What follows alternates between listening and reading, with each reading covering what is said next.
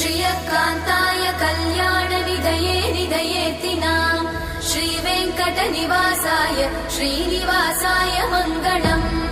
लक्ष्मी सविभ्रमालोकसुभ्रूविभ्रमचक्षुषे चक्षुषे सर्वलोकानां वेङ्कटेशाय मङ्गलम्। श्रीवेङ्कटाद्रिशृङ्गाग्रमङ्गलाभरणाङ्गये मङ्गलानां निवासाय श्रीनिवासाय मङ्गलम्। सर्वावयव सौन्दर्य सम्पदा सर्वचेतसां सदा सम्मोहनायास्तु वेङ्कटेशाय मङ्गलम्। नित्याय निरवध्याय सत्यानन्दचिदात्मने सर्वान्तरात्मने श्रीमद् वेङ्कटेशाय मङ्गलम्।